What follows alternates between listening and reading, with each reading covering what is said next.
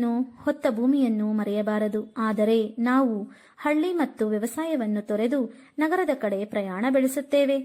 ಆದರೆ ಪ್ರಸ್ತುತ ಕರೋನಾ ಎಂಬ ಸಾಂಕ್ರಾಮಿಕ ರೋಗದಿಂದ ಎಷ್ಟೋ ಜನ ನಗರವನ್ನು ತೊರೆದು ತಮ್ಮ ಹುಟ್ಟೂರುಗಳ ಕಡೆ ಮರಳಿ ಪ್ರಯಾಣ ಬೆಳೆಸಿ ವ್ಯವಸಾಯವನ್ನೇ ತಮ್ಮ ವೃತ್ತಿಯನ್ನಾಗಿಸಿಕೊಂಡು ಜೀವನ ನಡೆಸುತ್ತಿರುವ ಒಂದು ಘಟನೆಯನ್ನು ನಮ್ಮ ಶಾಲೆಯ 2 ಮತ್ತು 7ನೇ ತರಗತಿಯ ಮಕ್ಕಳು ಒಂದು ಕಿರುನಾಟಕದ ಮೂಲಕ ತೋರಿಸಿಕೊಟ್ಟಿದ್ದಾರೆ ನೋಡಿ.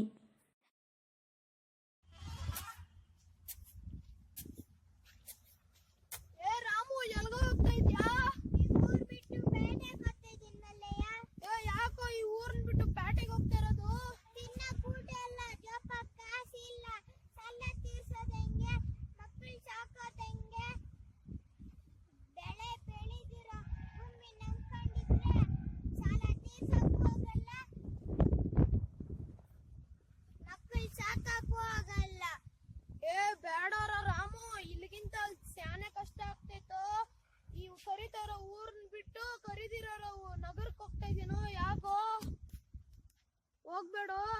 ನೀನೇನಾದ್ರೂ ಹೇಳು ಮಲ್ಲಯ್ಯ, ನಾನು ಹೋಗಿ ಹೋಗ್ತೀನಿ ಮಲ್ಲಯ್ಯ, ಹೋಗ್ತೀನಿ. ಬೇಡ, ದಯವಿಟ್ಟು ಹೋಗ್ಬೇಡ ರಾಮು, ಬಾರೋ. ರಾಮನ ಜೊತೆ ಊರಿನಲ್ಲಿರುವ ಎಲ್ಲಾ ಜನರು ನಗರದ ಕಡೆ ವಲಸೆ ಹೊರಟರು. ಅಮ್ಮ, ಭೂಮಿ ತಾಯಿ, ನಿನ್ನನ್ನೇ ನಂಬಿದೀನಮ್ಮ.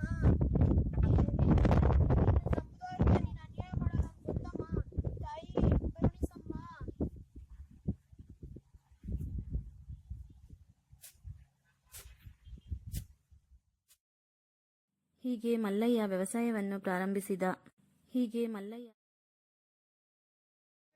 ಶಿರಸ್ಸಿನಿಂದ ಶಿವನ ಗಂಗೆ ಮುಟ್ಟಿದ ನಮ್ಮ ನೆಲವನೇ.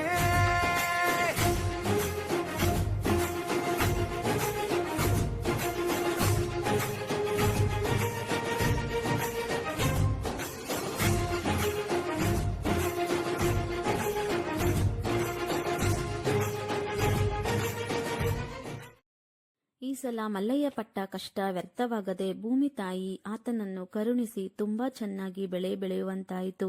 ಆಗಲೇ ರಾಮು ಬಂದಿದ್ದಾನೆ. ರಾಮು, ಯಾವಾಗ ಬಂದ? ನಾನು ಇವಾಗೆ ಬಂದೆ ಮಲ್ಲಯ್ಯ. ಏನ್ ಊರೆಲ್ಲ ಇಷ್ಟು ಚೆನ್ನಾಗಾಗೋಗೈತೆ. ಅರೆ, ನಮ್ಮೂರಾಗ ಬೆಳೆನೇ ಬೆಳೆಲ್ಲ ಅಂತ ಇದ್ದೆ.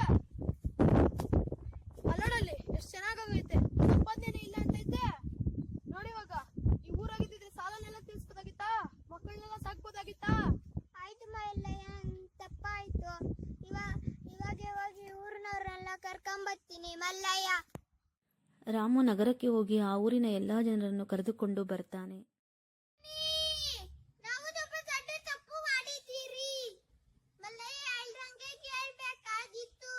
ಇವಾಗ್ಲಾದ್ರೂ ಊರ್ಗ್ ಹೋಗಿ ವ್ಯವಸಾಯ ಮಾಡೋಣ, ಸಂಪಾದನೆ ಮಾಡೋಣ, ಬೆಳೆ ಬೆಳೆಯೋಣ. ಹೀಗೆ ಎಲ್ಲರೂ ಸೇರಿ ಮಲ್ಲಯ್ಯನ ಜೊತೆ ವ್ಯವಸಾಯವನ್ನ ಪ್ರಾರಂಭಿಸಿದರು. ಈ ಕಥೆಯ ನೀತಿ ಏನೆಂದರೆ, ಹೊತ್ತ ಊರನ್ನ ಹೆತ್ತ ತಾಯಿಯನ್ನ ಮರೆಯಬಾರದು. ರೈತರನ್ನು ಗೌರವಿಸಿ.